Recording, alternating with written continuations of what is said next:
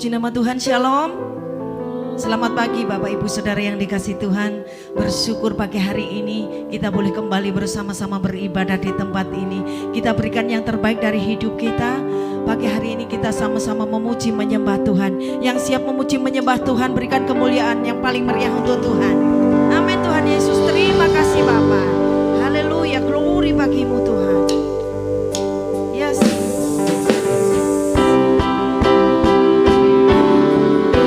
Segala pujian kami hanya bagi Engkau Tuhan.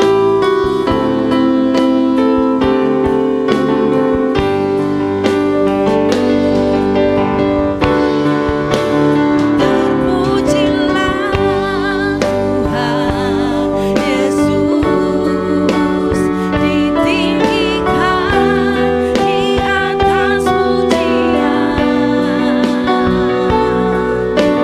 Dari dalam lubuk hatiku, ku sujud dan berterima kasih. Terpujilah Tuhan Yesus, ditinggikan di atas pujian. Dari dalam lubuk hatiku, ku sujud dan berterima kasih. Terpujilah, sayang dan jemaat Tuhan sama-sama bangkit berdiri. Ditinggikan di atas pujian. Amin Tuhan. Dari dalam lubuk hatiku, ku sujud dan berterima kasih. Kita berikan sorak-sorai yang paling meriah Tuhan. Pujilah Tuhan Yesus, ditinggikan di atas pujian. Dari dalam lubuk hatiku, ku sujud dan berterima kasih.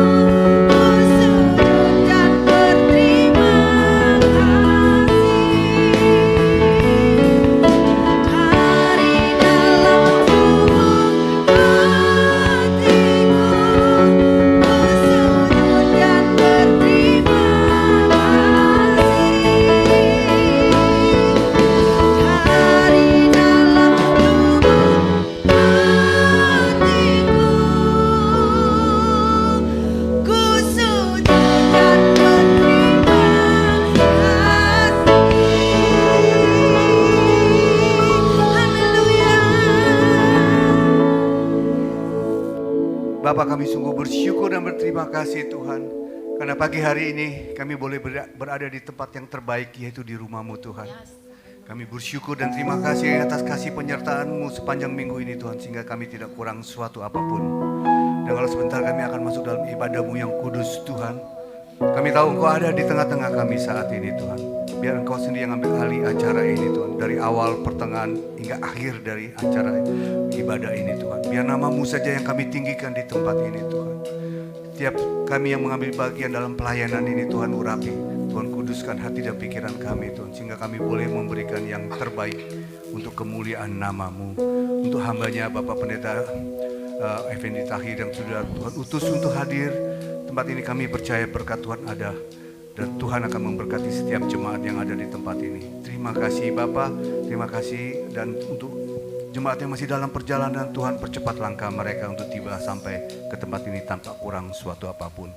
Kami akan mulai ibadah ini dengan doa yang Tuhan ajarkan kepada kami. Bapa kami yang ada di surga, dikuduskanlah nama-Mu, datanglah kerajaan-Mu, jadilah kehendak-Mu di bumi seperti di surga. Berikanlah kami pada hari ini makanan kami yang secukupnya, dan ampunilah kami akan kesalahan kami, seperti kami juga mengampuni orang yang bersalah kepada kami. Dan janganlah membawa kami ke dalam pencobaan, tetapi lepaskanlah kami daripada yang jahat. Karena Engkau yang mempunyai kerajaan dan kuasa dan kemuliaan sampai selama-lamanya.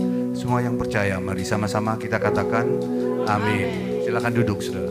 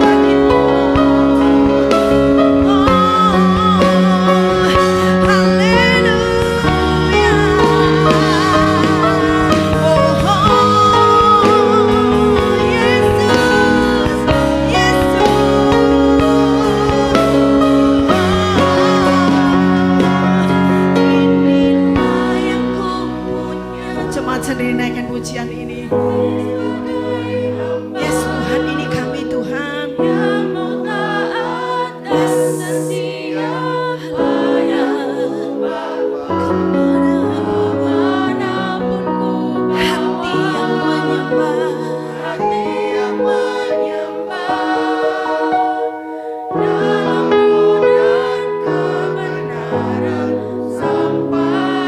lagi jemaat sendiri nyanyiin pujian dengan segenap hati. Kami Tuhan Yesus, terima kasih Bapa. Biarlah setiap kami boleh memiliki hati sebagai hamba yang mau taat dan setia Tuhan.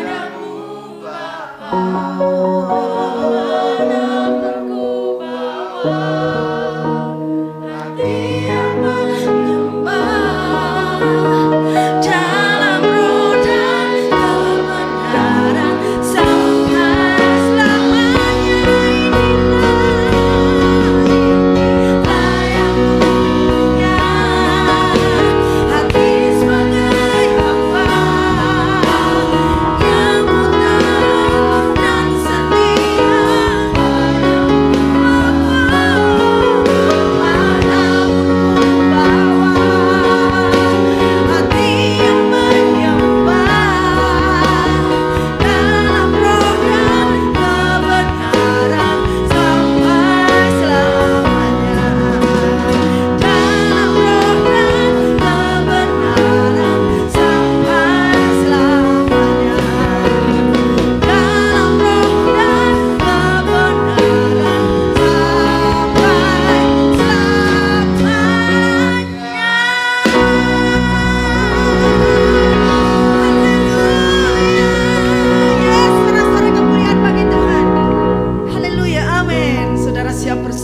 Hari ini beri salam kanan kiri muka belakang saudara, katakan terima sukacita surga pagi ini.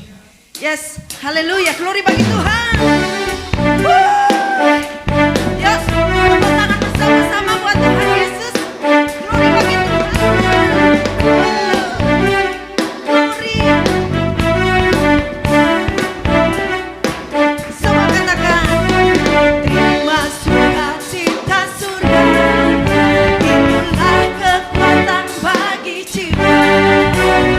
Dapat rasakan kasihnya di tengah badai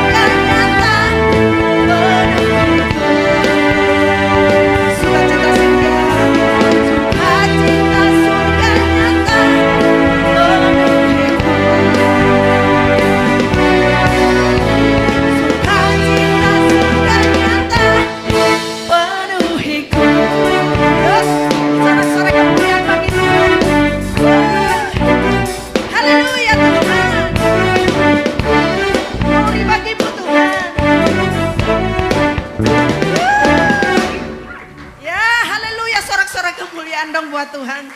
Sebab sukacita kita itu kekuatan hidup kita. Amin. Bapak Ibu, yuk yang siap lebih lagi berikan sorak-sorai yang paling meriah buat Tuhan.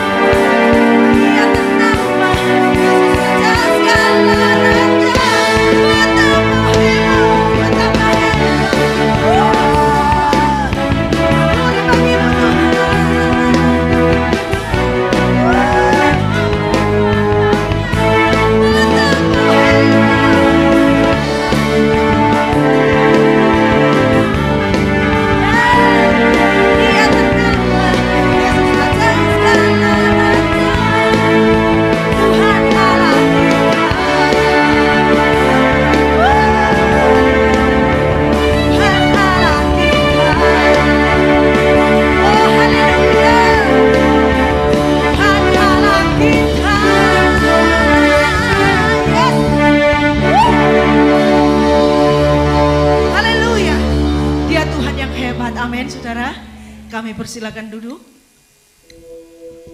Haleluya. Terpujilah Tuhan, Dialah yang luar biasa.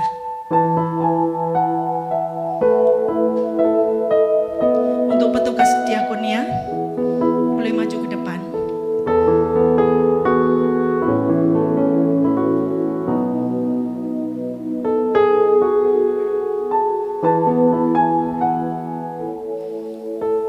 Pagi hari ini kita diberikan kesempatan untuk menabur untuk pelayanan diakonia. Di mana pelayanan ini kita pakai untuk membantu saudara-saudara kita yang membutuhkan. Kita mau menabur dengan hati yang penuh sukacita.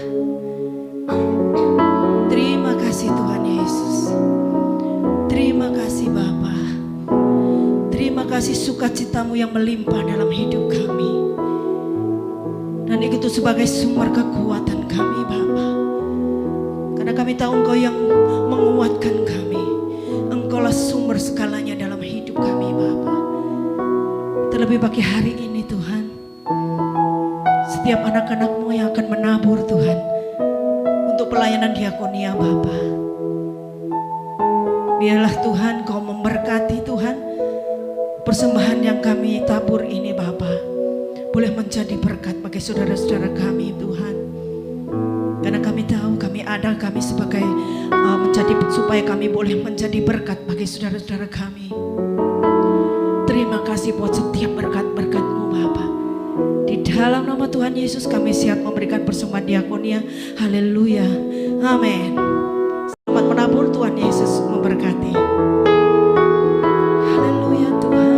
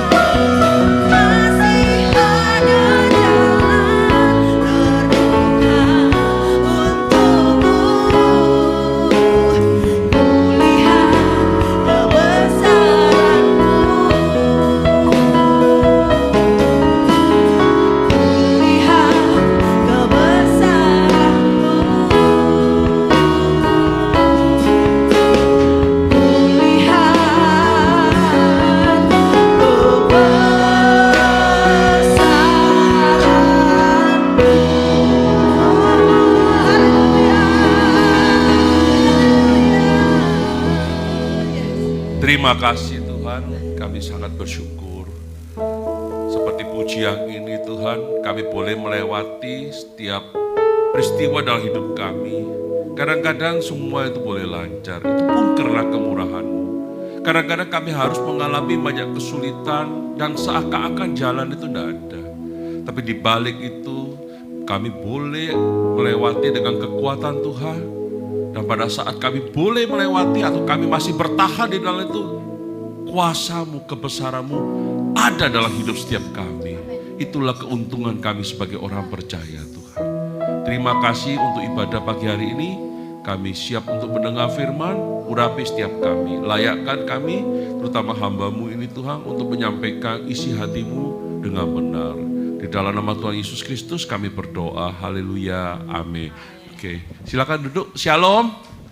Ya, terima kasih saya dikasih kesempatan. Terakhir saya khotbah di sini bulan 4 ya. Dan saya bersyukur ada kesempatan lagi untuk melayani. Teman-teman, khotbah saya hari ini saya beri judul dipanggil Tuhan untuk menjadi berkat, ya. Dipanggil Tuhan untuk menjadi berkat. Oke, terima kasih. Teman-teman, saya tahu kalian mungkin sudah hafal dengan kisah ini, Kejadian 12 ayat 1 sampai 9. Kisahnya Abraham pertama kali dipanggil keluar. Tapi izinkan saya hari ini untuk menjelaskan dengan eksposisi ya. Karena banyak hal yang menurut saya sering saya dengar, maaf kalau Bapak Ibu dengarnya udah benar ya sudah, puji Tuhan. Tapi banyak hal yang saya dengar sepertinya kok kurang pas. Saya nggak bilang saya benar, sok pinter, enggak. Cuma izinkan saya menjelaskan sesuai dengan apa yang saya pelajari. Ya, perikop ini seringkali disalah tafsir, seringkali disalah mengerti. Nah, biarlah setelah kita mendengar firman ini, kalau Bapak Ibu kalau saya ada salah, monggo saya diajari, saya terima kasih. Tapi kalau firman ini boleh menjadi berkat buat Bapak Ibu, biarlah mengubah hidup kita. Amin. Ya, saya nggak sebal benar, pasti juga bisa salah. Oke teman-teman, saya juga terima kasih ya untuk doa-doa kalian. Terakhir saya di sini tuh tanggal 14 bulan 4. Minggunya habis gitu saya 2 minggu lagi berangkat untuk operasi transplantasi kornea yang kedua kali. Karena pertama kali saya gagal. Donornya kurang bagus. Nah, donor dari orang mati ya? Iya. Ya nggak usah takut. Nah, yang kedua ini ya puji Tuhan hasil tes 2 minggu yang lalu, 10 hari yang lalu dokter bilang good, tingkat keberhasilan 90%. Ya, jadi saya sudah bisa lihat sekarang sedikit. Pak Yangke tangannya ngelipet. Kalau dulu kan nggak kelihatan belas. Ya, walaupun setelah operasi pun enggak. Doakan saya. Terima kasih untuk support kalian semua. Oke, enggak lama-lama. Lanjut. Oke, jangan dulu, sorry. Lanjut, maksud saya jangan buru-buru. Saya yang salah. Sebagai orang yang dipanggil Tuhan untuk menjadi berkat, apa yang harus kita lakukan? Saya percaya teman-teman yang hari ini ada di sini adalah orang-orang yang dipanggil oleh Tuhan. Salah satu bukti yang kelihatan, saya nggak tahu yang nggak kelihatan, saya juga bukan peramal, dan saya juga nggak kepingin jadi peramal, adalah Bapak Ibu minggu ini mau beribadah kepada Tuhan. Saya juga.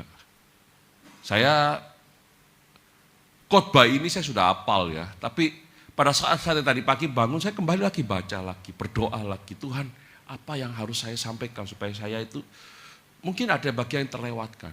Saya pun sebagai orang dipanggil Tuhan, hidup saya ingin jadi berkat. Setuju enggak Bapak Ibu? Ya, mungkin Bapak Ibu merasa Allah so ideal, enggak.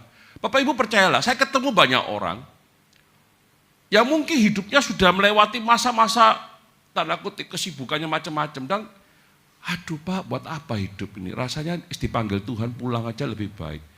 Dia tidak sadar bahwa hidupnya dia, keberadaannya dia, itu sebenarnya bisa menjadi berkat. Terutama orang-orang tua. Siapa di sini tua? Nggak ada yang ngaku ya, masih muda semua. Iya, yang sudah tua-tua 80-an tuh, Pak buat apa Pak? Banyak orang tua 80-an tuh minta supaya segera pulang ke rumah. Buat apa Pak?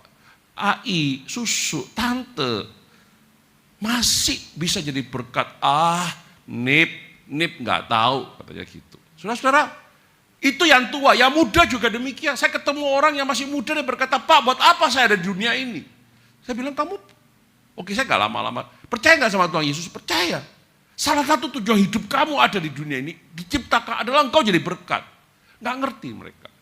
Teman-teman, pagi hari ini, saya mengajak kita sesuatu yang praktis. Ya, oke, next. Yang pertama, kalau engkau dipanggil Tuhan untuk menjadi berkat, ya. Saya ngambil dari ayat 1 sampai 3 dulu, pelan-pelan ya kita. Demikian firman Tuhan dari Kejadian 12 ayat 1. Yang kuning bisa dibaca ya. Teman-teman kalau baca boleh, enggak baca enggak apa-apa. Tetap selamat ya. 1, 2, 3. Berfirmanlah Tuhan kepada Abram, pergilah dari negerimu dan dari sanak saudaramu dan dari rumah bapakmu ini ke negeri yang akan kutunjukkannya kepadamu. Saudara-saudara, kenapa sih Tuhan sampai berkata pergilah? Kalau kita baca Yosua 24 ayat 2, saya nggak usah bahas ke sana. Nenek moyang Abraham itu beribadah kepada ilah lain. Oke? Dan saya percaya pada saat Abraham sebelum dipanggil pun dia juga beribadah, dia ikut. Walaupun Alkitab tidak menjelaskan itu, tapi saya yakin dia ikut. Tuhan manggil dia, pergilah dari negerimu, dari sanak saudaramu, dari rumah bapakmu. Dia harus meninggalkan lingkungannya dia, negaranya dia, bahkan orang-orang yang terdekat dengan dia. Kenapa Bapak Ibu? Ada sesuatu yang Tuhan ingin dia itu dipisahkan. Saya coba melihat ini sebagai sesuatu Abraham tuh ingin dipisahkan dari kehidupan lamanya dia dulu, lingkungan lamanya, negaranya. Untuk mungkin dalam konsep hari ini kita sebut kata dikuduskan. Apa sih kata dikuduskan? Saya pakai bahasa biasa aja. Orang yang dikuduskan itu orang yang dipisahkan. Bukan negatif pengertiannya, tapi kita itu dipisahkan untuk disucikan. Nah, saudara-saudara, saya coba berpikir secara praktis. Sesuatu yang sudah biasa, bahasa Jawanya kulino ya, tiba-tiba harus berubah. Bukan hanya berubah, pisah dari keluarganya, rumah bapaknya, negaranya. Gampang nggak kira-kira? Jangan bayangkan kayak sekarang, hari ini Pak Gembala mau terbang ke Bandung bisa, mau terbang ke Turki juga bisa. Gampang dari Bali lagi apalagi, betul nggak? Yang penting ada tiket, ada visa mungkin, dan ada duit. Bisa, tapi zaman itu beda. Satu, kedua, mungkin kau punya segalanya, tapi mau meninggalkan, Tuhan tidak bilang loh, kamu pergi sebentar loh. Dalam konteks ini, saya lebih yakin, kenapa dikatakan negeri yang kutunjukkan kepadamu. Artinya ada suatu tempat tujuan, di mana Abraham itu, tanda kutip, bisa-bisa nggak balik. Bisa terima? Nggak terima nggak apa-apa, tanya Abraham nanti. Tapi satu hal mungkin bisa terjadi, artinya sesuatu yang berat. Saudara-saudara, sebagai orang yang percaya, pada saat Abraham mendengar firman Tuhan ini, apa yang terjadi dalam hidupnya? Next. Dia mulai melangkah, kalau kita sebut dengan suatu langkah iman. Kenapa? Ayat ini jelas bukan, ke negeri yang akan kutunjukkannya kepadamu. Jadi dia itu belum tahu arahnya mana. Setuju ya? Saya itu paling jengkel, ya ini buka-bukaan lah. Kalau diajak istri saya ke Pasar Atum. Tahu Pasar Atum? Atau mungkin Pak Jangke diajak ke Mangga 2. Tanyai, mau belanja apa? Nggak tahu lah, pokoknya jalan-jalan lah. Saya paling tidak suka. Bapak-bapak ada yang senasib dengan saya? Betul enggak? Saya tuh lain, ada beberapa teman saya suaminya suka belanja malah, suka nemen istrinya. Saya tanya kenapa? Iya supaya istri saya nggak belanja banyak-banyak. Kalau saya tipenya enggak, saya kadang-kadang jengkel dengan, maaf ya, teman saya yang cewek kadang-kadang kita pernah pergi rombongan itu tour atau apa. Barang kacek-kacek itu beda ya, beda 5.000 aja, nawar sampai, sudahlah kamu muter 3 kali, minum teh botol, minum aqua, minum apa, jatuhnya sama, tapi nikmatnya beda Effendi katanya gitu. Nah, saudara-saudara, ini dia nggak tahu loh. Tuhan nggak bilang negeri akan kuberikan kepadamu. Ini ayat ini sering salah. Seringkali orang berkata Abraham itu diberikan negeri. Enggak, saya buktikan nanti sampai akhir tidak ada kata diberikan kepada Abraham. Enggak ada. Oke? Saya tahu, mungkin saya salah dengar, saya kembali lagi. Banyak orang mendengar firman ini kata, Tuhan janji akan memberikan negeri kepada Abraham. Enggak. Enggak ada ayatnya. Nah, tapi kita lihat, Abraham itu mulai melangkah. Saudara-saudara, dari pelajaran pertama ini, kalau engkau dan saya dipanggil, Apa yang kita belajar dari sini? Kita mendengar firman itu, dan kemudian kita mulai ada perubahan dalam hidup kita. Next.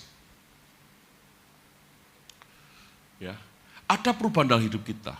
John Maxwell berkata, perubahan itu sebagai orang percaya itu dari kegiatan kita sehari-hari. Mungkin kau melakukan sesuatu yang tidak ada artinya bagi orang lain, tapi sebenarnya sesuatu yang sulit engkau lakukan. Contoh, saya ini paling sulit untuk bangun pagi dulu. Jadi waktu saya jadi gembala, maaf ya, diminta doa pagi itu setengah mati buat saya. Saya bilang sama gembala senior saya, lebih baik kita doa semalam suntuk. Maklum, saya ini orang mantang melean. Tahu melean? Mata saya kuat untuk tidak tidur, Pak. Saya pernah tidak tidur 3 hari. Tidur cuma 10 menit. Karena saya arsitek. Saya biker, tahu biker? Naik motor itu dari Surabaya sampai luar antar provinsi itu kuat. Tidur di pinggir jalan kuat, 10 menit bangun kuat. Tetapi bangun pagi itu siksaan buat saya. Saudara, tapi saya di dalam pelayanan, saya harus berubah enggak? Kecil itu kayak berubah. Contoh lagi, kita sering mendengar firman Tuhan kemudian tersinggung. Pendetanya itu nyindir saya. Bapak Ibu, saya sekarang kalau dibilang, Pak, Bapak kalau khotbah kok nyindir saya bilang nyindir apa? Bapak nyinggung perasaan saya. Benar itu berarti khotbahnya. Berarti kamu diberkati. Kok bisa? Loh, khotbah itu kan firman Tuhan ada 4 kan fungsinya lah ya. 1, mengajar. Betul nggak? Ya nggak ngerti jadi ngerti. Yang salah ditegur. Jangan suka berbohong, sorry. Terlalu keras. Jangan suka berbohong. Enggak Pak, sedikit aja loh. Saya ketemu orang Kristen ya masih suka bohong. Maaf ya kalau ada yang telat, saya nggak bilang kalian yang bohong ya. Ada yang telat itu ngarang cerita. Padahal nggak ada apa-apa, dia aja bangunnya telat. Oke, saya juga tadi telat sedikit. Berapa menit, saya nunggu. Saya lihat sudah mulai, oke lah. Saya nunggu sebentar, nah kita duduk. Saudara-saudara, jangan berbohong. Mulai dari kecil, hal kecil. Nah, perubahan hidup itu, kalau engkau dipanggil Tuhan, tidak usah jauh-jauh dulu. Tidak usah bilang, oh saya mau melayani. Belum. Tahap pertama, berubah hidup. Hidup yang berubah. Nanti poin saya ada 4, itu kalau Bapak Ibu nanti terakhir lihat, akan melihat ada perkembangan dari Bapak Ibu dan saya. Kalau engkau dan saya adalah orang dipanggil Tuhan. Nggak perlu engkau jadi pengkhotbah. Saya jadi pengkhotbah belum tentu saya orang bertobat. Belum tentu saya orang dipanggil Tuhan. Belum tentu saya jadi berkat kalau saya nggak melakukan ini. Keras ya ngomongan saya. Apalagi cuma sekedar labelnya orang percaya, orang Kristen. Oh, label itu gampang. Oke. Prinsip yang kita lihat di sini. Oke. Aku akan membuat, ini ayat 2. Engkau menjadi bangsa yang besar dan memberkati engkau serta membuat namamu masyhur. Perhatikan ayat 2-nya. Yang saya garis bawahi. Sama-sama kita baca yuk. Dan engkau akan menjadi berkat. Engkau akan menjadi berkat. Oke, ayat 3. Aku akan memberkati orang yang memberkati engkau dan mengutuk orang yang mengutuk engkau. Dan garis bawah, olehmu semua kan di muka bumi akan mendapat berkat. Ada satu prinsip. Orang yang ikut Tuhan, orang yang mendengar firman, dan hidupnya berubah, itu ada satu prinsip yang paling mendasar. Hidupnya pasti diberkati. Amin. Tetapi bukan untuk engkau dan saya saja. Kita ini diberkati untuk menjadi berkat. Ini prinsip loh. Abraham dipanggil keluar, dia diberkati untuk menjadi berkat. Bukan saya yang ngomong, baca jelas nggak? Setuju ya Bapak Ibu? Kalian setuju nggak sih? Dikasih. Engkau akan menjadi berkat. Ayat 3-nya, olehmu semua kaum di muka bumi akan mendapat berkat. Artinya diberkati. Saudara-saudara, itulah kita. Engkau dan saya berubah. Engkau dan saya diberkati. Engkau dan saya dipelihara Tuhan. Bukan sekedar ada. Bukan sekedar jadi orang percaya. Tapi engkau mau dipakai Tuhan untuk menjadi berkat. Nah ini loh. Jadi kalau engkau dengar firman ini kemudian berkata, Pak, saya ini dipanggil Tuhan, tapi saya merasa hidup saya itu sia-sia, tidak bisa menjadi berkat. Ikuti khotbah ini sampai selesai, supaya Bapak Ibu nggak salah. Oke? Next. Jadi Bapak Ibu kita lihat, Abraham tidak lagi hidup untuk dirinya. atau tujuan manusia, tapi dia hidup untuk tujuan Tuhan. Dengan kata lain, engkau dan saya dipanggil Tuhan untuk menjadi berkat. Apa yang kita lakukan dalam hidup kita? Kita harus menyadari bahwa hidup kita bukan lagi kita, tapi hidup kita sudah di dalam rencana Tuhan. 2 hari yang lalu saya mengalami peristiwa yang sangat tidak enak.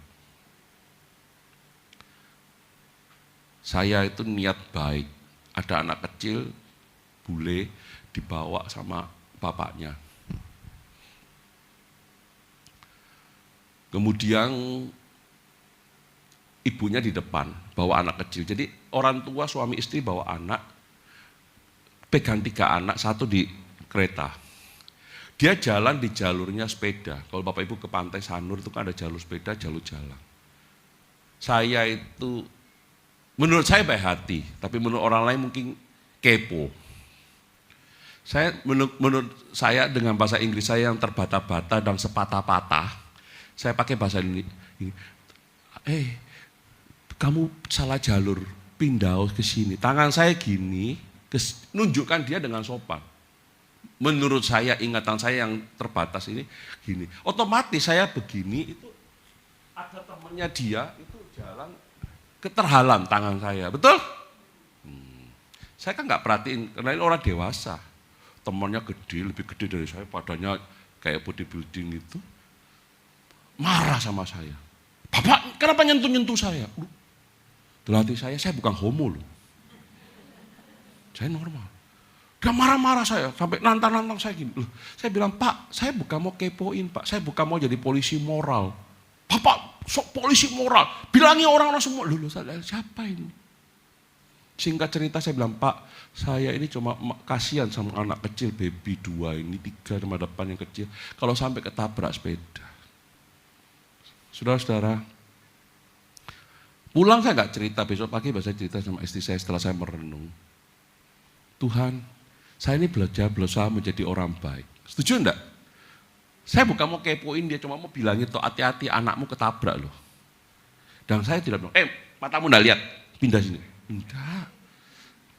Tangan saya gini. Nah, saudara-saudara, saya waktu ingat itu saya doa, Tuhan ingatkan saya apa? Effendi, aku Tuhanmu datang ke dunia. Dulu kamu itu menolak saya. Padahal saya itu, kamu dulu melakukan tindakan yang menyakiti hatiku. Tapi aku tetap mengampuni kamu. Aku tetap menawarkan kasih karunia. Saudara, singkat cerita saya melihat, ya Tuhan, hidup saya memang berubah, tapi belum ada apa-apanya dibandingkan Yesus. Kita sering berkata, hidupku ingin berubah, menyerupai Yesus. Tapi saya boleh jujur, saya bilang, Tuhan mungkin hidupku 1/1000, oh enggak sih. Sampai saya bilang, saya ralat dalam doa saya belum 1/1000 menyerupai Engkau. 1/1.000.000 belum, 1/1 miliar belum Tuhan. Saya belum apa-apa. Ini jujur saya ngomong ini, saya sharing di mimbar, enggak pura-pura. Saya doa itu. Artinya saudara, hidup saya mungkin berubah, tapi Tuhan izinkan saya hari ini masih hidup, artinya Tuhan ingin saya semakin berubah hidup saya. Amin. Sama dengan Bapak Ibu, pendeta bukan dewa. Walaupun mungkin namanya pendeta dewa. Orang Bali kan banyak namanya dewa kan. Saya punya murid namanya Pak Dewo. Saudara, bukan itu, tapi ayo, kalau engkau hari ini dipanggil Tuhan, poin pertama adalah engkau dan saya adalah mengubah hidupmu terlebih dahulu oleh karena firman Tuhan. Amin. Oke, next. Yang kedua, orang yang hidupnya sudah mau berubah, pasti dia akan ada tindakan nyata. Omong kosong kalau enggak. Perhatikan baik-baik, ayat 4 dan 5. Lalu pergilah Abram seperti yang difirmankan Tuhan kepadanya. Seperti yang difirmankan. Jadi tidak ngawur. Nangkep? Ya. Dan Lot pun ikut bersama-sama dengan dia. Abram berumur 75 tahun ketika ia berangkat dari Haran. Saudara-saudara, orang yang mau hidupnya, orang yang dipanggil Tuhan, mau hidupnya diberkat, yang pertama dia mau berubah hidupnya. Yang kedua, dia mulai ada suatu peningkatan, belajar untuk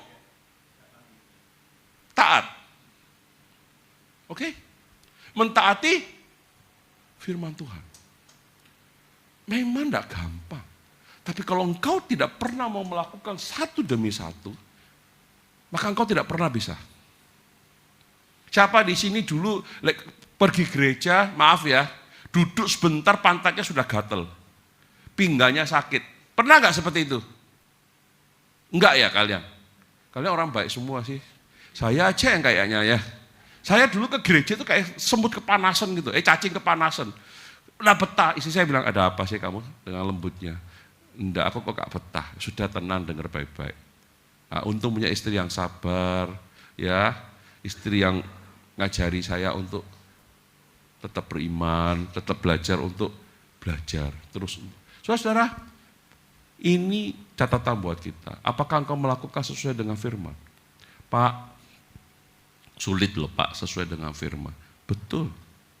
Sulit kenapa? Tahu kenapa sulit?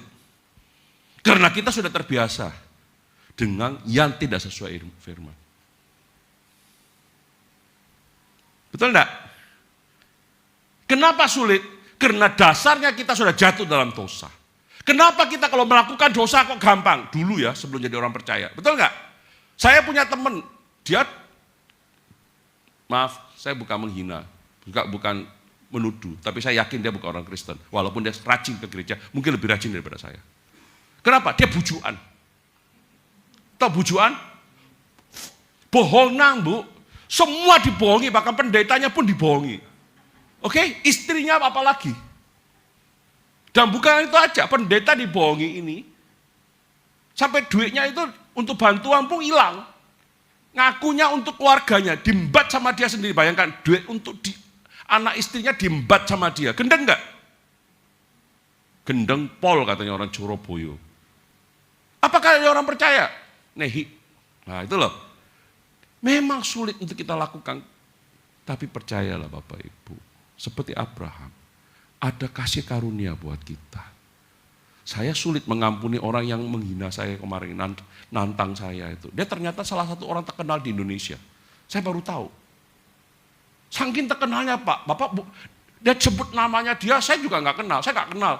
Dia agak tersinggung mungkin. Tapi saya begitu cari di Google, langsung namanya huruf 2, 3, keluar namanya dia. Oh baru saya tahu, ini orang terkenal banget. Pantas dia tersinggung banget bahwa saya nggak kenal dia. Oke? Kita belajar.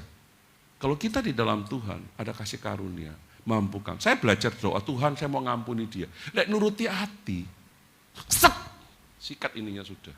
Tuhan jangan. Jangan. Dan untung saya nggak marah juga. Dan selesai saya bilang, Tuhan terima kasih, ujian lewat. Tapi jangan buru-buru ada ujian lain dulu. Saya belum bisa. Oke? Saudara, next. Yang berikutnya, orang mau berubah, mengikuti firman Tuhan, mentaati firman Tuhan itu gak bisa separuh-separuh. Pak aku mau yang ini aku gak mau. Dia harus satu tekad, perhatikan baik-baik.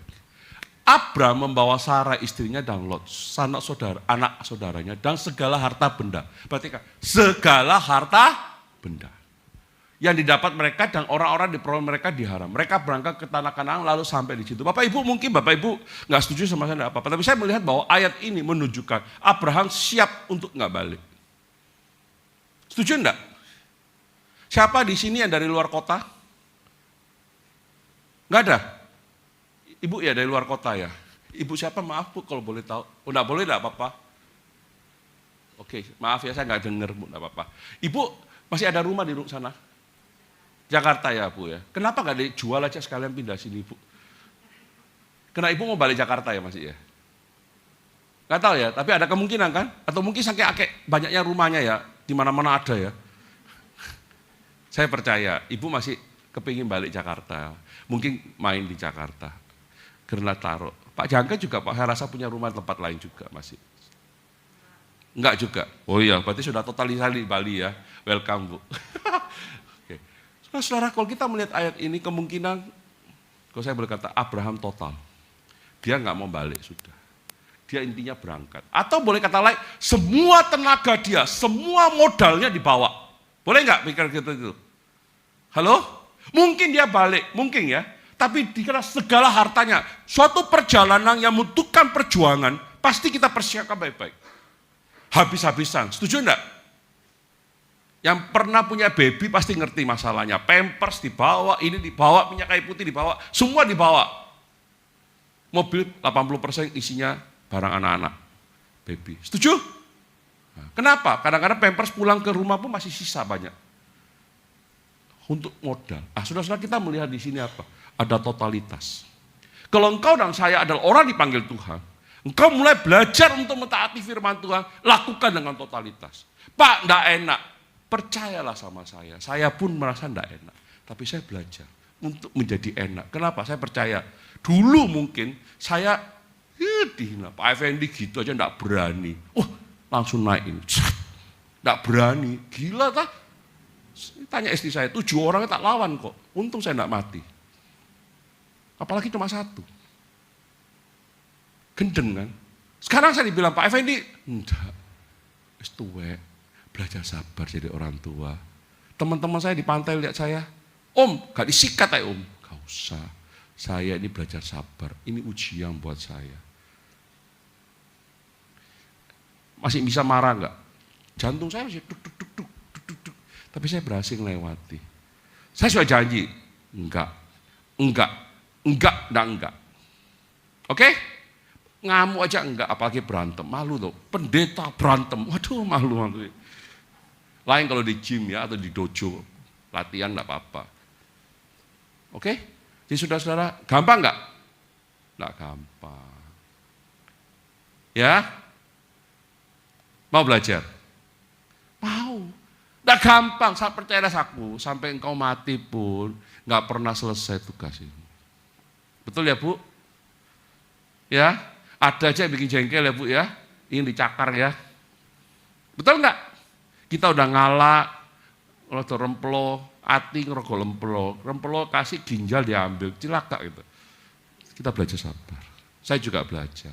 Nah, itulah gunanya kita ini, maaf ya. Saya tahu di sini juga ada doa, ada komsel ya. Saya nggak tahu istilahnya cell group. Itulah saling support, bukan ngerasani loh ya. Saya ngalami banyak di komsel. Pak, saya ini gemes Pak. Saya menghadapi masalah keluarga, istri saya begini, mertua saya begini. Kita nggak keluar. Sudah, kita doakan. Kita beri kesabaran. Sama aja. Kamu besok tua mungkin juga gitu. Yang sudah pengalaman jadi mertua pasti ngerti. Kamu juga gitu. Oh iya. Jadi belajar. Nggak gampang tapi belajar. Itulah jadi berkat. Betul nggak? Ama-ama atau ama, nenek-nenek jangan merasa tidak ada gunanya lagi. Engkau bisa jadi berkat. Ibu belum mertua ya Bu? Belum. Belajar sama mertua-mertua Bu. Nggak gampang Bu. Lihat menantunya gini. Nahan itu nggak gampang. Betul ya Bu? Ibu nggak kerasa. Soalnya menantunya baik-baik.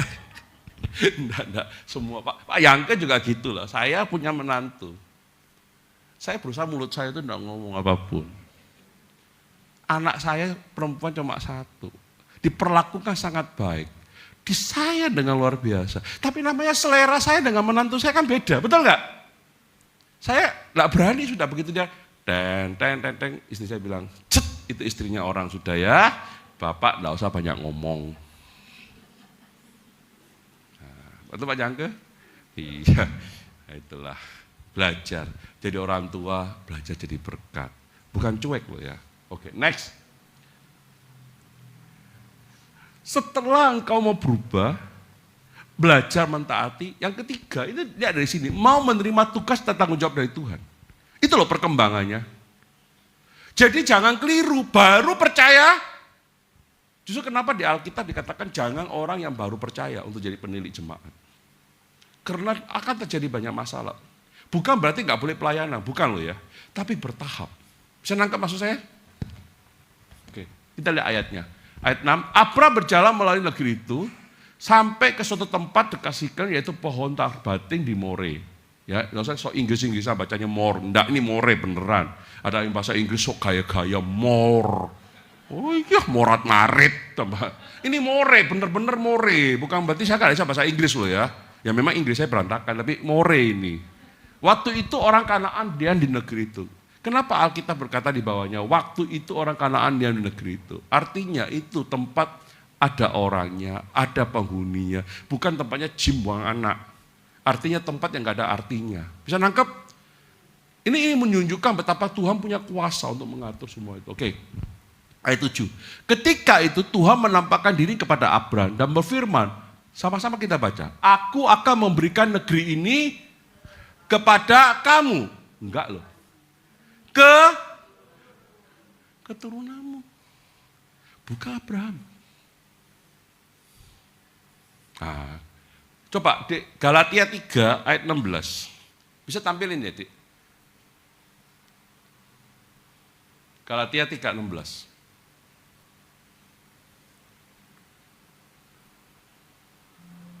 Oke. Sama-sama kita baca yuk. 1, 2, 3. Adapun kepada Abraham diucapkan segala janji itu dan kepada keturunannya. Tidak dikatakan kepada keturunan-keturunannya. Betul ya? Bukan banyak loh. Seolah-olah dimaksud banyak orang, tetapi hanya satu orang. Dan kepada siapa jawabannya? Kristus. Bukan manusia. Bukan Abraham. Salah seringkali orang khotbah ini. Tuhan pakai Abraham keluar dikasih negeri Kanaan. Bukan Abraham yang dikasih. Tuhan Yesus. Bapak Ibu gak percaya sama saya gak apa-apa. Yang jawab Galatia 3 loh, bukan saya loh. Tentu ini ada makna teologisnya. Dalam arti bukan secara fisik. Negeri itu diberikan, tapi artinya Tuhan itu akan menjadi Yesus itu raja di atas segala raja. Rajanya orang percaya. Saya lebih kepada makna teologisnya. Oke? Karena sekarang ditanya negara Israel itu di mana? Kanaan batasnya mana? Sudah geser-geser semua. Saya nggak tahu, saya belum pernah ke sana sih. Juga nggak pernah jadi tukang ngukurnya. Cuma saya percaya maknanya begitu. Oke, next ke PowerPoint saya. Bapak Ibu, apa yang Bapak Ibu melihat di sini? Bahwa ada sesuatu tanggung jawab besar di mana Abraham pada saat dia dipanggil keluar, dia nggak tahu untuk apa, betul nggak? Dia cuma dipanggil, dia akan diberkati untuk jadi berkat, dipanggil akan menjadi sesuatu yang masih rencana besar, umum, belum spesifik. Kalau saya bilang belum detail jelas, tetapi di sini semakin jelas. Ini loh negeri akan kuberikan kepada keturunanmu. Saudara-saudara, artinya saudara-saudara, Abraham diberkati untuk terlibat dalam tugas dan tanggung jawabnya Tuhan. Karena ini berbicara apa? Sang Juru Selamat, Yesus Kristus. Nah kita tahu kemudian terjadi Abraham itu jadi nenek moyangnya bangsa Israel. Betul? Lahirlah Sang Juru Selamat. Saudara-saudara, kalau engkau dan saya sudah belajar menerima panggilan Tuhan dalam hidup kita, yang pertama engkau dan saya hidupnya pasti harus berubah. Yang kedua, buktinya apa? Engkau dan saya menaati firman. Bukan sebagian-sebagian, tapi belajar untuk totalitas. Walaupun kita masih babak belur atau sebagian-sebagian kita coba lakukan. Tetapi tidak milih, ini boleh, ini tidak boleh, ini boleh, ini tidak boleh. Tidak, bukan itu. Kita belajar melakukan, mungkin dalam keterbatasan kita, tapi semua itu kita belajar untuk taat. Bisa ngerti maksud saya? Firman Tuhan kita belajar untuk taat. Walaupun mungkin melakukan ini kita masih belum baik, melakukan ini masih jatuh bangun, tapi kita belajar, hidup kita taat. Jelas? Setelah itu kita mulai bertumbuh, berani, bisa ngambil tanggung jawab lebih besar. Kalau kita lakukan itu, Tuhan, perhatikan baik-baik, akan memberikan kita tanggung jawab lebih besar. Abraham ini tahu negerinya setelah dia melangkah, betul enggak? Setelah sampai di sana. Ini konfirmasi dari Tuhan. Saya sangat percaya hidup kita itu ada konfirmasi-konfirmasi dari Tuhan. Oke. Saya operasi bulan 11 ganti kornea. Sebelumnya saya juga doa. Ternyata bulan 12 saya gagal. Saya khotbah di sini kan juga akhir tahun. Gagal. Mata saya enggak kelihatan lagi yang sebelah kiri. Dokter waktu bulan 12 saya ke sana, dokter sudah bilang, "Wah, ini kayak donornya nggak bagus. Pertimbangkanlah untuk operasi." Saya bilang, "Jangan dulu dah." Saya baca di jurnal itu perlu 3 bulan, mungkin ada. Saya doa juga. Bulan Januari saya periksa lagi, dokter bilang operasi lagi lah. Saya bilang, dokter saya minta waktu 2 bulan. Oke. Bulan 3 saya datang lagi, saya doa, Tuhan operasi.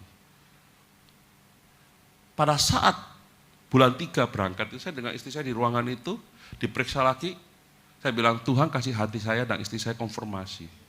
Dan begitu kami masuk ke ruang dokter, periksa sat, dokter bilang, bagaimana? Putusi operasi? Ya dokter, istri saya, ya kami yakin operasi lagi sekali. Ada damai sejahtera, ada konfirmasi, karena kami minta tanda-tanda, kami minta damai sejahtera, kami minta apa yang kami lakukan di dalam nama Tuhan Yesus, Tuhan tolong. Oke? Bukan pertama yang tidak kami lakukan itu. Tapi Tuhan izinkan yang pertama kali gagal, karena Tuhan punya tujuan, yang saya sampai hari ini tidak tahu. Kenapa itu terjadi? Nggak tahu. Tapi Tuhan izinkan saya mengalami untuk operasi kedua. Jangan tanya saya, kenapa Pak Effendi? Tuhan punya rencana seperti itu. Yang pasti, saya minta konfirmasi, saya minta Tuhan nolong saya. Saudara-saudara, operasi kedua saya ini berat. Kenapa? 1, asuransi saya sudah tidak cashless. Karena beberapa rumah sakit di luar negeri, di Singapura sudah nggak mau terima cashlessnya asuransi Indonesia. Dengan kata lain, saya mesti sedia uang cash. Ya, saya bukan miskin, tapi juga bukan orang berlebihan. Saya cerita ini sudah lewat loh ya. Kalau belum lewat, saya mungkin minta Bapak Ibu pinjem, enggak, saya enggak. Sudah lewat saya cerita. Jadi bukan membagi kisah untuk mendapatkan kasih, enggak loh ya. Tipe saya bukan itu, Jadi mempersiapkan itu mengajar kami untuk berlutut, berdoa. Tuhan, tolong ya. Tuhan, tolong ya. Jadi saya harus jual beberapa aset saya untuk bisa operasi lagi. Bisa nangkep? Itu enggak mudah buat saya. Karena saya sudah 2004 enggak kerja. Ya duit ada, tapi aset ada, tapi bukan berarti kami berlebihan. Itulah kami melihat campur tangan Tuhan. Dan biaya dokter pun dokternya potong $10.000. Wah lumayan 10.000 ya, 120 juta dipotong. Dan puji Tuhan, melewati semua itu saya dibentuk, karakter saya lebih sabar mungkin, saya masih emosi, belajar lebih sabar, belajar lebih nunggu, banyak hal. Saudara-saudara, satu hal yang saya belajar, saya masih boleh lihat, saya bilang sama doa sama Tuhan, Tuhan kalau saya boleh lihat lagi, mata kiri saya enggak kesakitan, saya kepingin pelayanan seperti dulu lagi, boleh ngajar, boleh khotbah keliling kemana-mana. Maaf ya, saya bukan minta diundang terus, enggak. Kadang-kadang di Bali itu saya bosen juga. Mau pelayanan, nunggu undangan. Bikin kelas, mata saya nggak stabil, kan repot ya. Tiba-tiba teman-teman udah datang, saya nggak siap, kan nggak enak ya. Nah, jadi banyak masalah. Mau Zoom, saya Zoom 1 jam, mata saya udah sakit. Saya mau ngajar kelas online, diminta masih ngajar di beberapa tempat, tapi saya nggak sanggup, mata saya sakit. Saya doa Tuhan kasih saya kesempatan. Bapak Ibu percaya nggak? Begitu saya selesai doa, gak lama, saya belum sampai Indonesia sudah beritahu Pak Effendi bisa nggak pelayanan? Saya bilang puji Tuhan. Jumat saya sampai Indonesia, ada yang telepon saya, Pak Effendi sudah di Bali, sudah. Minggu pelayanan tempat saya tuh, Tuhan saya sanggup nggak? Mata saya ini baru operasi loh, baru mendarat loh. Ternyata Tuhan sanggupkan. Saudara-saudara, apa yang saya ingin sharing? Kalau engkau dan saya mau mengambil tugas dan tanggung jawab, percayalah ada kuasa Tuhan menyertai kita. Bukan kekuatan kita. Itu yang saya mau share. Yang soal saya asuransi apa itu tidak usah dianggap. Intinya cuma itu. Kamu dan saya ngambil tugas itu, tanggung jawab itu, ada penyertaan Tuhan. Kita nggak ada yang sanggup, tapi Tuhan yang memampukan kita. Abraham itu bukan siapa-siapa. Buktinya apa? Habis baca ayat ini, dia kan ketakutan sampai istrinya dibilang, itu bukan istri saya, betul nggak? Siapa di sini bapak-bapak berani bilang, ini bukan istri saya, bapak berani? Awas lu, nggak pulang tidur di teras lu nanti. Betul? Oke. Nah, Abraham juga manusia, tapi kita melihat bagaimana dia belajar. Amin. Next. Ya ini ya, yang terakhir. Ini jamnya lebih cepat 7 menit. menyembah Tuhan dengan setia. Setelah engkau menerima tugas, engkau mulai ngerti siapa Tuhannya. Betul enggak? Tuhan yang memberi engkau tugas itu Tuhan. Bukan siapa-siapa yang kita bayangkan. Saya tadi perjalanan sama istri saya ke sini. Tadi malam istri saya ada teman telepon cerita-cerita. Ada masalah sedikit. Dan saya bilang, ya sudut pandang si orang, bukan temannya dia. Si orang lain ini mengenai ada satu orang yang sakit. Susah diberitahu. Karena apa? Dia punya sudut pandang beda. Dia melihat Tuhan bukan sebagai Tuhan, tapi dia melihat Tuhan sebagai bawahannya dia, atau Tuhan yang punya tanggung jawab untuk memenuhi apa yang dia minta. Ada orang enggak seperti itu? Banyak.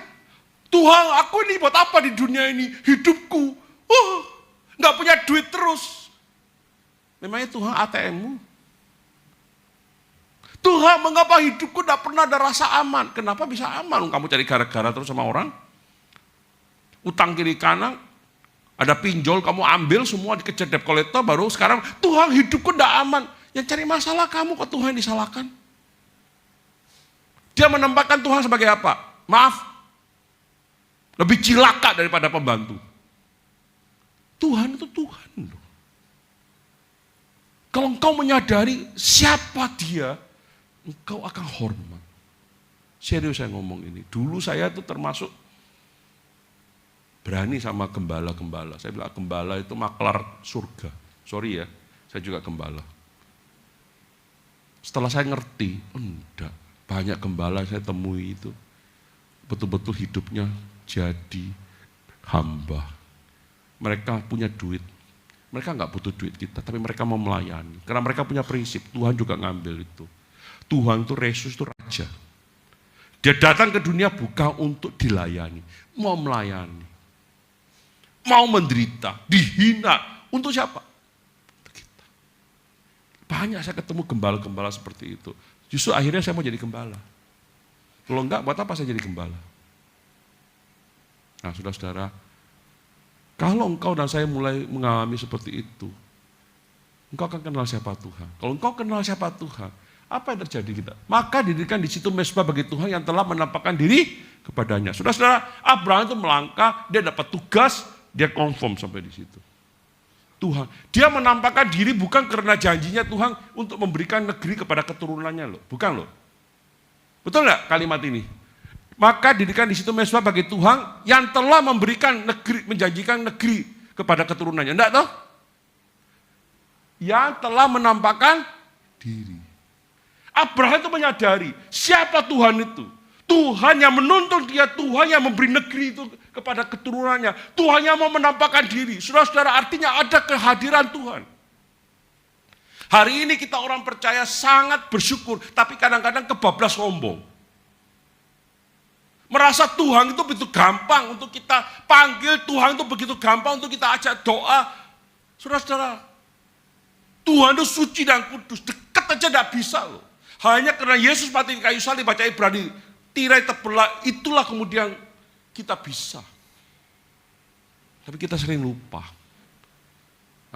Oke, yang lupa-lupa yang jelek-jelek kita buang. Apa sikap yang baik? Kalau engkau menyadari itu, Abraham itu kata apa? Mendirikan mezbah. Mezbah itu apa? Tempat untuk mengucap syukur, hormat, persembahan pada Tuhan. Amin. Itu tahapan-tahapannya. Next. Ayat 8. Kemudian ia pindah dari situ ke pegunungan sebelah timur Betel. Ia memasang kemahnya dengan Betel di sebelah barat dan Ai di sebelah timur. Ini bukan orang Cina Ai ya. Tante ya, bukan ya. Ai ya.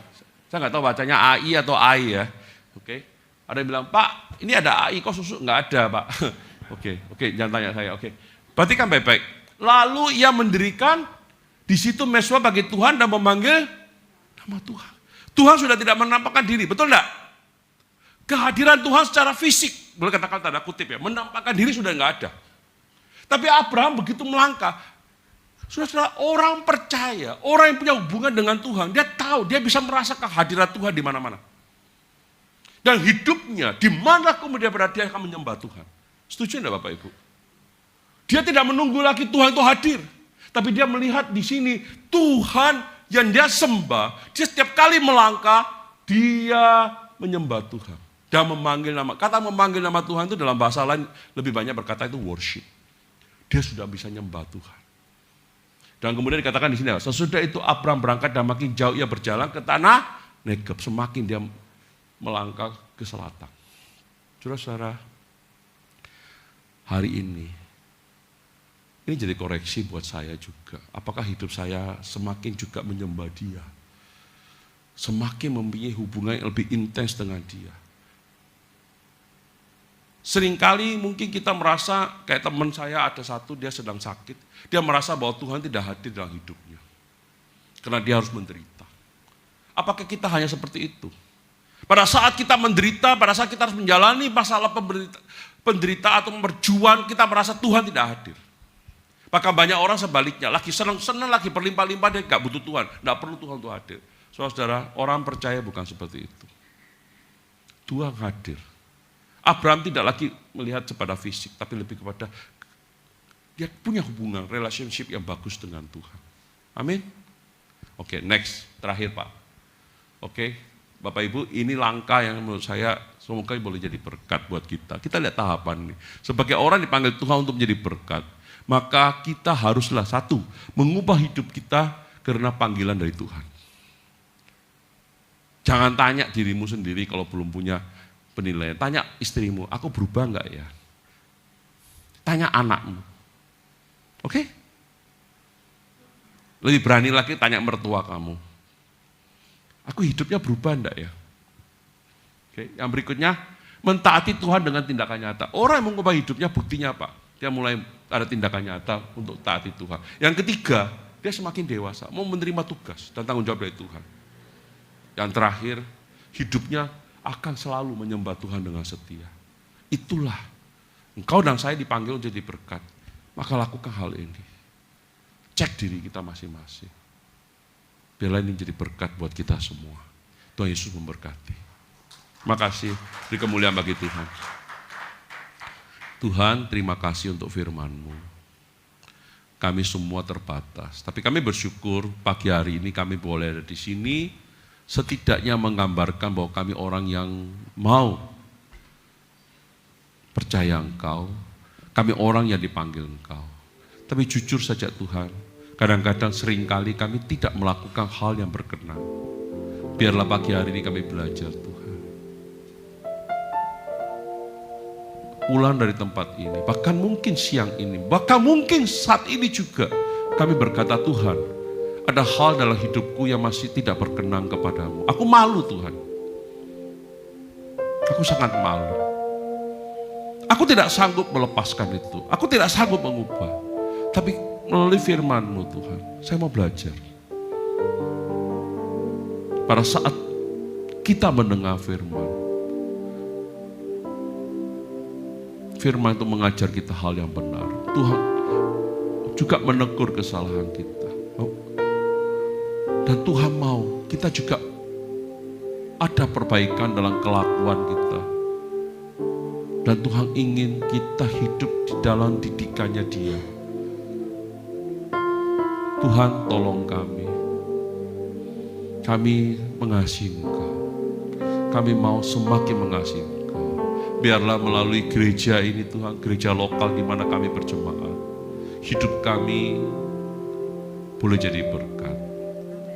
Hidup kami berubah, hidup kami belajar mentaati, hidup kami belajar terima tanggung jawab. Tugas dan tanggung jawab. Dan terlebih Tuhan, kami bersyukur bila gereja ini boleh menjadi tempat, menjadi suatu komunitas di mana kami adalah penyembah-penyembah Tuhan yang setia. Di dalam nama Tuhan Yesus kami berdoa. Haleluya. Amin. Amin.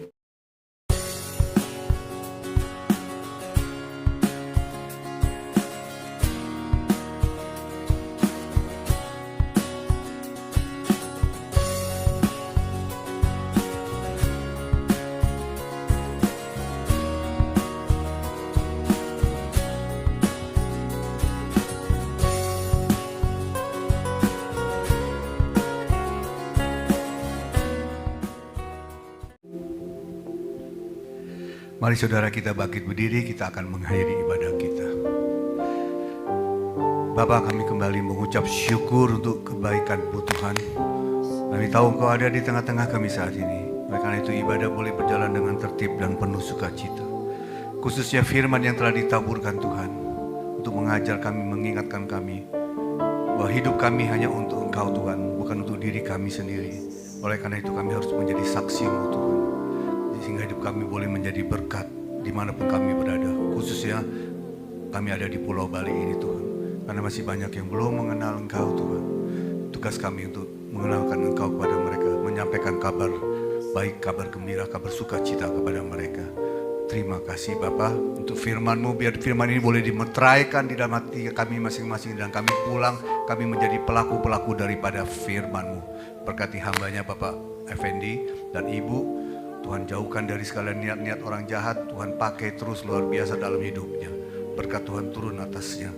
Terima kasih Bapak. Kami juga berdoa untuk setiap jemaat yang hadir pada pagi siang hari ini Tuhan. Kiranya berkat Tuhan menyertai mereka. Tuhan jauhkan mereka dari segala mara bahaya, niat-niat orang jahat. Tuhan jauhkan dari segala sakit, penyakit apapun juga Tuhan jauhkan daripada mereka. Mereka boleh kembali ke tempat ini minggu depan tanpa kurang suatu apapun. Terima kasih Bapak untuk ibadah hari ini. Saudara yang dikasihi Tuhan, mari kita angkat kedua tangan kita dan katakan amin, maka ini akan menjadi berkat buat saudara. Diberkatilah keluargamu, diberkatilah kesehatanmu, diberkatilah apa yang kau kerjakan, dan diberkatilah engkau yang mengasihi Tuhan lebih dari segalanya. Oleh karena itu saudara yang dikasihi Tuhan, marilah kita hidup takut akan Tuhan. Jangan menyimpang ke kanan ataupun ke kiri. Hidup kita terus menjadi berkat. Karena itulah Tuhan, kita diciptakan untuk menjadi berkat buat orang lain. Dan Tuhan akan terus menyinari engkau dengan wajahnya, memberikan kasih karunia dan damai sejahtera Tuhan akan menyertai dalam hidupmu. Tuhan akan buat engkau menjadi kepala dan bukan ekor. Dan engkau akan terus naik dan tidak akan turun. Dan apapun yang engkau kerjakan, hanya Tuhan yang buat berhasil. Oleh karena itu saudara yang dikasihi Tuhan, terimalah berkat daripada Bapa, Putra, dan Roh Kudus. Mulai saat ini sampai Maranatha, Yesus datang untuk kedua kalinya. Yang semua yang percaya dan telah menerima berkat Tuhan, mari sama-sama kita katakan amin.